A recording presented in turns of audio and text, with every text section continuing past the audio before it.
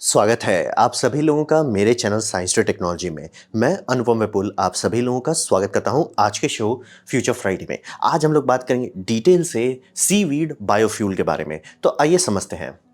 तो सबसे पहले ये समझिए कि हमें सीवीड बायोफ्यूल की ज़रूरत क्यों है? क्योंकि साहब ये समझिए कि हम लोग के ट्रांसपोर्टेबल इंडस्ट्री में बहुत ज़्यादा एनर्जी का खपत होता है। यानी कि यहाँ पे हम सिर्फ़ ऐसा बात नहीं कर रहे कि ये एक लग्ज़री सेक्शन है। ये एक बहुत बड़ा और कंपल्सरी सेक्टर है। यानी कि चीज़ों को एक जगह से दूसरी जगह करना या कोई इक्विपमेंट को करना या एनर्जी का खपत करना ये एक नेसेसरी रिक्वायरमेंट है। चाहे वो आपका जेसीबी हो, चाहे वो आपका ट्रक हो, चाहे वो आपका ट्रैक्टर हो। ये एक बहुत बड़ा इंडस्ट्रियल और फार्मिंग सेक्टर है। और मतलब ये सब सेक्टर उस सेक्टर में आते हैं कि जिसे आप रोक नहीं सकते, आपकी पूरी आबादी लटक जाएगी अगर ये सब सेक्टर रोका गया तो यहाँ समझना बहुत ज़रूरी है। और ये सब सेक्टर सिर्फ फ्यूल पे चल सकता है, बाकी कोई अल्टरनेटिव सिस्टम नहीं है जो ये सबको ढंग से चला सके। और इस मामले में जितने भी एक्सपेरिमेंट किए गए, जितना भी डेटा निकाला गया, घूम फिर के एक ही चीज़ आता है, लिक्विड हाइड्रोकार्बन से बेटर कुछ नहीं है। चाहे वो पेट्रोल ही क्यों ना, पेट्रोल जनरली सबसे गया गुजरा आता है। उससे थोड़ा ऊपर आप जाइए तो आपका आ जाता है डीजल, जो कि वन ऑफ दी बेस्ट आता है। उससे थोड़ा और ऊपर चल जाइए तो आपका आ जाता है किरोसिन, जिसे जेट प्रोपेलेंट पे इस्तेमाल किया जाता है या रॉकेट प्रोपेलेंट में इस्तेमाल किया जाता है। तो वो भी काफ़ी तगड़ा है। जनरली डीजल दी बेस्ट माना जाता है। तो ये समझ लीजिए इसकी ज़रूरत कंपल्सरी है, ऑप्शनल नहीं है, आपको चाहिए ही चाहिए। अब बात करते हैं कि अल्टरनेटिव्स के बारे में, क्योंकि सबसे पहले दिमाग में लोग आता है ये क्यों नहीं कर लेते, वो क्यों नहीं कर लेते। तो यहाँ पे समझिए लोगों का मैथमेटिक्स थोड़ा ज़रूरत से ज़्यादा खराब है। और मैं ब्लेम नहीं कर सकता क्योंकि हमारे ट्रांसपोर्ट मिनिस्टर लॉयर हैं। तो यहाँ पे समझिए सबसे पहला लोग का दिमाग में आता है कि मैं हाइड्रोजन क्यों ना इस्तेमाल कर लूँ। तो हिसाब ये समझिए हाइड्रोजन की एनर्जी डेंसिटी बहुत ही ख़राब है, बहुत ही लो है। कितना ख़राब है? क्योंकि अगर मैं आपको बोलता हूँ 1 litre hydrogen normal standard atmospheric pressure पे, स्टैंडर्ड रूम टेम्परेचर, वो कुछ नहीं होता। वो इतना हल्का होता है कि वो आपका बॉटल उड़ा देगा, क्योंकि वो बॉयंट गैस होता है। तो उसका फ़र्क क्या पड़ता है? रियल लाइफ में फ़र्क क्या आता है? तो इसे मैथमेटिकली एक्सप्लेन करते हैं। अगर आप लिक्विड हाइड्रोजन लेते, जो कि बहुत मुश्किल है रखना, मतलब समझिए रॉकेट में भी जैसे ही भरा जाता है उसे 8-9 मिनट के अंदर यूज़ करना होता है, क्योंकि वो ज़्यादा देर टिक नहीं पाता है। ऑलमोस्ट एब्सोल्यूट ज़ीरो टच करता है। उसमें होता है 8 मेगाजूल पर लीटर। घुमा फिरा के बैटरी से थोड़ा सा ही ज़्यादा है। अब इससे अगर आप डीजल से कंपेयर करते हैं तो 34 मेगाजूल पर लीटर होता है डीजल में। तो आप बोलेंगे भाई तो बहुत ज़्यादा बड़ा अंतर है गैप में। यही कारण है कि हाइड्रोजन को हम लोग 1960 से काम कर रहे हैं। हर बार वो फेल इसीलिए होता है कि यही एनर्जी है ही नहीं, तो आप करोगे क्या उसमें। और रहा बात कि ये अगर इतना बड़ा बात है तो बाकी सब लोग काम क्यों कर रहे हैं? पहली बात 1950 में कोई और ऑप्शन नहीं था, उस टाइम बैटरी था ही नहीं। तो लोग सोचे इसी पे काम करते हैं। करने के बाद पता चला कि इस पर नहीं किया जा सकता। और दूसरी बात कि हाइड्रोजन का एक चीज़ से आप लोगों को बहुत अच्छे से मूर्ख बना सकते हैं। उसका बताइए कि किलोग्राम में कितना पावर है उसमें। तो किलोग्राम में वो 150 है, 150 मेगाजूल पर किलोग्राम। बस 1 किलोग्राम 1 लीटर में नहीं अटता। ये बात लोगों को नहीं घुसा पाती क्योंकि इसकी डेंसिटी बहुत खराब है। तो ये हकीकत में रियल वर्ल्ड में ये समझ लिया 1950 में रशिया भी प्लेन बनाया था, फिर अमेरिका भी फाइटर जेट ट्राई किया। सब लोग ट्राई कर चुके हैं, सब लोग हाथ धो चुके हैं। सोच लिए रॉकेट इंडस्ट्री में भी लोग हाइड्रोजन यूज़ करते थे, अब हाथ धो लिए भैया ना हो पावे। क्योंकि 8 मेगाजूल पर लीटर बहुत कम है। आप कितना भी हाई तोबा कर लिया, energy can not be created not destroyed. तो अगर आपका 8 मेगाजूल था ही तो ज़्यादा था नहीं। अब आप बोलोगे कि डीजल जो है 100% यूज़ नहीं होता। ये बात एकदम सही है। अगर आप डीजल को यूज़ कर रहे हैं तो चांस डीजल में जितना मेगाजूल है उतना आपका निकल नहीं रहा है। लेकिन अगर आपको हाइड्रोजन को बीट करना है तो आपको 25% इफिशिएंसी से थोड़ा सा ऊपर आना है। अब यहाँ पे ये समझिए कि ऑलमोस्ट गया गुजरा गाड़ी भी आपको 25% से ऊपर देगा। आज का modern computer control fuel injection systems आराम से 30 पहुंच जाता है। आराम से मतलब 30 हम दे देते हैं। अच्छे से बनाए गए, अच्छे से यूज़ किया 35 दे देते हैं। बड़े यूज़ किए गए 40 to 50 चल जाता है। तो वो सब केसेस में तो 8 मेगाजूल, और वो भी आप अस्यूम कर रहे हो कि 100% आपको हाइड्रोजन में मिल जाएगा, जो कि नहीं होता। फिजिक्स अलाउ नहीं करता 100% ट्रांसफर। इसी कारण से घूम फिर के जितनी बार भी हाइड्रोजन ट्राई किया गया है वो बार बार फेल होता है। और लोग क्यों नहीं छोड़ पाते? क्योंकि पहली बात सरकार में जहाँ पे आपके पास पावर है वहाँ पे कोई क्वालिफिकेशन की ज़रूरत होती नहीं है, तो कोई कुछ भी पहुँच जाता है। और प्लस मूर्ख बनाने वाले 153 मेगाजूल पर किलोग्राम, भैया 1 लीटर में कितना अटता है? वही, ये बात समझना बेहद ज़रूरी है। इसीलिए कोई भी हाइड्रोजन पे ढंग से कभी सक्सेसफुल नहीं हुआ।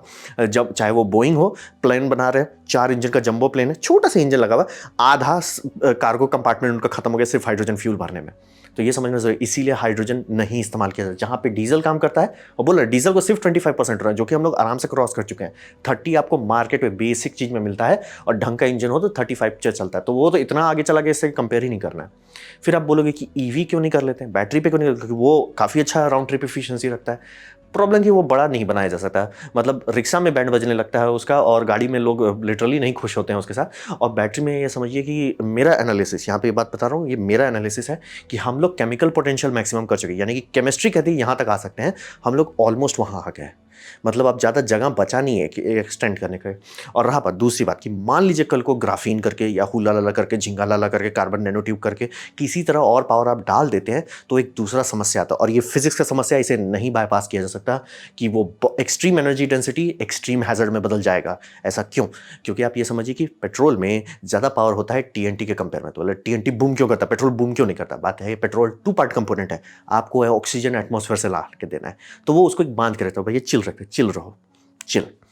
टीएनटी में ऐसा नहीं है, टीएनटी के पास अपना ही सारा चीज़ है, तो वो पानी के अंदर भी बूम हो जाता है। और इसीलिए बैटरी का फायर इतना मुश्किल है हम लोगों के लिए झेल पाना, क्योंकि बैटरी के अंदर जितना भी चीज़ उसको जलाने के लिए चाहिए वो ऑलरेडी है। और ये आप बहुत कम पावर की बैटरीज देख रहे हैं, बहुत कम, एज इन लाइक लिथियम का मैक्सिमम है, लेकिन अब आप इमेजिन कीजिए कि इससे 8 गुना या 10 गुना जो चाहिए हम लोग को, वहाँ तक अगर ले गए तब तो ये सीधे, और ये आग नहीं लगेगा तब ये बिल्डिंग उड़ा डालेगा। तो ये फिजिक्स का बात है। अगर आप बहुत ज़्यादा मेगा जूल कहीं स्टोर करते हैं, फिजिक्स बोलता है भैया निकले तो निकाल देंगे। तो ये समझ रहे हो, ये फिजिक्स की बात कर रहा हूँ, इसको आप छेड़ नहीं सकते। तो इसीलिए सीधा सीधा बोलता है कि कोई भी अल्टरनेट नहीं है जो लिक्विड हाइड्रोकार्बन के आसपास भी पहुंचे। हाइड्रोजन तो सवाल ही नहीं बनता है, और ईवी तो छोटे छोटे फायर तो हम लोग मैनेज ही नहीं कर पा रहे, बड़े का तो बात ही नहीं करना। क्योंकि अगर मान ली कल को बना देता है बैटरी जो 5 गुना ज़्यादा पावर रखता है, थोड़ा सा भी एक्सीडेंट हुआ ना, बहुत जोर का हादसा हो जाएगा। तो अल्टरनेटिव नहीं है। और रहा बात, मुझे तो दिख भी नहीं रहा पोटेंशियल, क्योंकि सपने तो मैं कब से सुन रहा हूँ। बेस्ट केस में ये देख सकता हूँ कि बैटरी लंबा चलने लगे, थोड़ा ज़्यादा हेल्दी हो जाए, थोड़ा क्विक रिचार्ज हो जाए, ये सबसे ज़्यादा कुछ दिख नहीं रहा है। सुन तो मैं पिछले 10 साल से रहा हूँ, ये हो जाएगा, वो हो जाएगा, हो जाएगा, लेकिन हिसाब वही है। तो अल्टरनेटिव अभी कुछ नहीं है। तो बात करते हैं बायोफ्यूल का क्या फ़ायदा होगा। बायोफ्यूल का ये समझिए कि वो एग्जैक्टली वैसे इस्तेमाल करना है जैसे आप अभी तक करते आ रहे हैं। आपको कुछ चेंज नहीं करना। आपके जितने ऑयल रिफाइनरी है घुमा फिरा के सेम रहेंगे, पेट्रोल पंप घुमा फिरा के सेम रहेंगे, गाड़ी घुमा फिरा के सेम ही रहेंगे, कोई छेड़खानी नहीं करने की ज़रूरत है। ये समझना बहुत ज़रूरी है। अब बोलेंगे कि वो करने से एटमॉस्फेयर को नुकसान होगा। नहीं, एटमॉस्फेयर को कार्बन डाइऑक्साइड से प्रॉब्लम नहीं है, एक्सेस न्यू कार्बन डाइऑक्साइड से प्रॉब्लम है। यानी हम लोग जो ताज़ा फ्रेश कार्बन डाइऑक्साइड जो कि बायो इकोसिस्टम उसको सेक्वेस्टर करके हटा दिया था, इकोसिस्टम से हटा दिया था, उसे जो हम लोग वापस ले आ रहे हैं, मतलब ऐसा समझिए कि धरती ने पूप करके निकाल दिया बाहर से, बम बम हो गया, सब चीज़ खुश, बल्ले बल्ले, लेकिन हम लोग वापस उसको इंटरफियर कर दे रहे हैं, अंदर डाल दे रहे हैं। तो बॉडी बोल रहा है भाई ये क्या कर रहे हो, वही गड़बड़ है। कार्बन डाइऑक्साइड से प्रॉब्लम नहीं है, उसका सर्कुलेशन हम लोग बिगाड़ दिए कि मतलब सर्कुलेशन में जो चल रहा है उसमें और ऐड कर दे रहे हैं, ये गड़बड़ है। तो हम लोग कार्बन पॉजिटिव फ्यूल नहीं इस्तेमाल कर सकते, लॉन्ग टर्म नहीं कर सकते। तो ये क्या है, कार्बन पॉजिटिव है? नहीं, ये कार्बन न्यूट्रल है। ये ना तो हटा रहा है ना तो घटा रहा है, ये घुमा फिरा के बस साइकिल कर दे रहा है। जैसे कि आप फसल उगाते हैं, वो कार्बन डाइऑक्साइड सोखता है, उसको खाते हैं, और फिर से कार्बन डाइऑक्साइड एटमॉस्फेयर में निकल जाता है, जो आप ब्रीद आउट करते हैं, और फिर से नया प्लांट खा लेता है। तो घूम फिर के एनर्जी कहाँ से रही है? ये सोलर एनर्जी है। सन इस एनर्जी का काम दे रहा है, और यहाँ पे कार्बन डाइऑक्साइड एक तौर से, कार्बन तौर पे समझिए कैरियर है, वो सिर्फ एनर्जी को इधर से उधर कर रहा है और कुछ कर नहीं रहा है, और नया कार्बन नहीं ऐड कर रहा है। तो ये केमिस्ट्री लेवल पे हो रहा है। तो बात है कि हम लोग क्यों नहीं कर रहे वैसा। रुडॉल्फ डीजल जिस टाइम उन्होंने डीजल इंजन बनाया था, उस टाइम उनका था कि मतलब वो वेजिटेबल ऑयल से इंजन चलाएंगे। बात है पेट्रोल कंपनी वाले को बाद में समझ में आया कि भैया उनका क्रूड ऑयल का एक बाय प्रोडक्ट था जिसका कोई यूज़ नहीं था, डीजल वेजिटेबल ऑयल जैसा बिहेव करता है, तो उन्होंने डीजल सक्सेसफुल करा दी और गवर्नमेंट से बैन करा दिया। जो पहली फोर्ड की टी मॉडल थी वो बायोफ्यूल पे चलता था। मतलब बहुत पहले से हम लोग बहुत अच्छे से सॉल्व किए होते, क्रूड ऑयल की ज़रूरत ही नहीं थी। और उस टाइम अगर आदत वैसा बन जाता कि फ्यूल ग्रो करके खपत करो, तो मतलब हम लोग को ये प्रॉब्लम होता ही नहीं। लेकिन हो गया, अब गाड़ी चली गई तो चली गई। तो बात है कि क्रॉप लैंड पे ये उस टाइम की तरह बात है कि अभी हम लोग जितना खपत करते हैं, क्रॉप लैंड उसे नहीं फुलफिल कर सकता, क्योंकि पहली बात हमें खाने के लिए क्रॉप लैंड चाहिए। और जितनी भी कंट्री, चाहे वो आपका यूएसए हो चाहे वो ब्राज़ील हो, ब्राज़ील ज़रूरत से ज़्यादा शुगर केन का प्रोड्यूस कर रहा है ताकि वो फ्यूल बना सके, और इसमें हाय तौबा मचा के तबाही मचा रहा है, क्योंकि मतलब जितने भी इनके रेन फॉरेस्ट है स्वाहा, अमेरिका का फूड का प्राइसेस स्वाहा।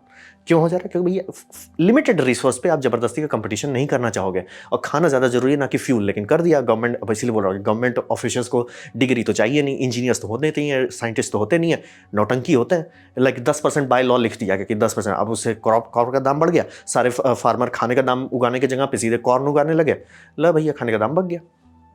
तो ये समझना बहुत जरूरी है, क्रॉप लैंड इस्तेमाल नहीं किया जाए, चाहे वो ब्राज़ील हो, चाहे यूएस हो, चाहे इंडिया हो।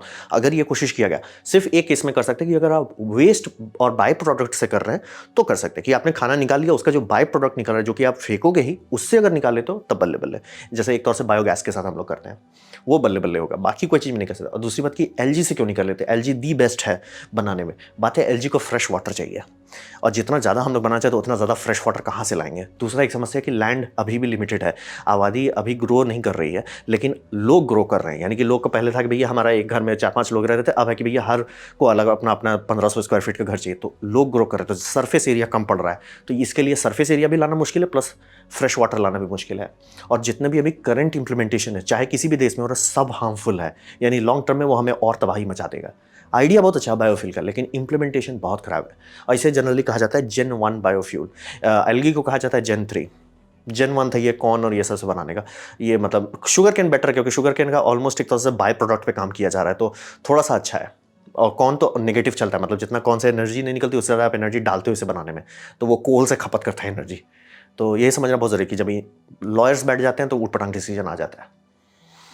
तो बात करते हैं सीवीड के बारे में। मैं क्यों इतना बात कर रहा हूँ, क्योंकि ये समझिए धरती में 70% सरफेस एरिया समुद्र से भरा हुआ है, जो कि खारा पानी है।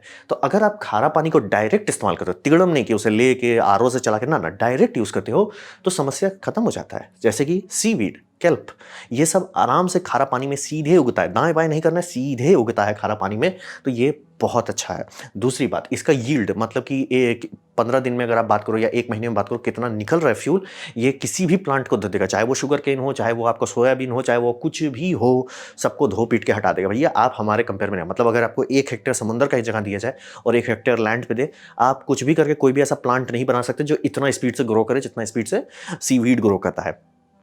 तो ये मतलब एकदम सीधा सीधा बात है, यहाँ नहीं टिकते। क्या एलजी से compete कर सकता है? नहीं, एलजी से ये थोड़ा स्लो होता है। एलजी सबसे फास्टेस्ट है, लेकिन वही बोले लैंड कहाँ से लाओगे और आप फ्रेश वाटर कहाँ से लाओगे, और यहाँ पे आपको वो सब का टेंशन नहीं है। तो ये बेस्ट ऑप्शन है उस मामले से। और यहाँ पे इंटरेस्टिंग बात यह है, इंडिया कई हज़ार टन सीवीड ऑलरेडी बनाता है, सारे देश बना रहे हैं। बोले ऐसा क्या? सीवीड बहुत सारे प्रोडक्ट में इस्तेमाल होता है। मैंने नीचे वीडियो दे दिया, प्लीज़ देखिए, और आपका दिमाग ना हिल जाए तो मेरा नाम बदल दीजिए। कितने चीज़ में हम लोग सीवीड इस्तेमाल कर रहे हैं, ऑलरेडी प्रोडक्शन हो रहा है इंडिया में। बताओ, इंडिया का टारगेट है 2024 तक 10,000 करोड़ टन तक बनाने का। हम लोग ऑलमोस्ट उसका 50% पहुंच चुके हैं। तो समझना जरूरी है कि ये ऑलरेडी प्रोडक्शन में है, कंपनी पे कंपनी खुद ब खुद बना रही है, और बहुत सारे फार्मर इसको जो अच्छे से कर पा रहे हैं वो बहुत इसमें मतलब प्रॉफिट निकाल रहे हैं। और इसमें ये समझिए ऑटोमेशन अभी स्टार्ट नहीं हुआ। जैसे कि हम लोग खेती जो कर रहे थे, शुरू में इंसान खुद खेती करता था तो ज़्यादा प्रॉफिट नहीं निकलता था, लेकिन जब ट्रैक्टर्स आने लगे, बोर्ड्स होने लगा, यहाँ पे वही समझिए सीवीड अभी Mark 1 में है। अभी इसके लिए ऑटोमेशन के सिस्टम डेवलप नहीं हुए, लेकिन जहाँ ऑटोमेशन होगा धड़धड़ा के किया जा सकता है, बहुत ज़्यादा स्पीड से किया जा सकता है। इसीलिए बात है सीवीड में आपको मतलब कुछ सिस्टम में ऐसा है कि वो पानी के ऊपर रखेगा दिन में ताकि सनलाइट मिले एकदम बढ़िया, और फिर उसको रात के नीचे श्रिंक कर देगा। नीचे क्यों करेंगे? नीचे में ज़्यादा न्यूट्रिशन रिच वाटर मिलता है, वो न्यूट्रिशन एब्जॉर्ब करेगा, फिर दिन में ऊपर आएगा। ऐसे रात दिन करके फटाफट होगा। और आप बोलोगे समुद्र वहाँ से न्यूट्रिशन नहीं खत्म? नहीं, क्योंकि आप जब से तेल निकालोगे वापस ये फेंक दोगे। तो मतलब एक तरह से समझिए न्यूट्रिशन साइकिल होता रहेगा। आपको घुमा फिरा के सिर्फ सोलर एनर्जी चाहिए। तो और रहा बात की कुछ एरिया में जैसे मान लीजिए डिप्लीट हो जाता है, समुद्र बहुत बड़ा है, डिप्लीट हो गया, अगल जाओ, वो अपने आप धीरे नेचर उसको रीबैलेंस करेगा, क्योंकि लिक्विड है, रीबैलेंस हो जाएगा। उसके बाद थोड़ा बगल में आ जाओ, इससे भी अब्जॉर्ब कर लो, फिर इधर चल जाओ, ए बी करके, जैसे हम लोग क्रॉप रोटेशन करते हैं। तो सीवीड में कोई लिमिटेशन नहीं है, सरफेस एरिया की कोई कमी नहीं है।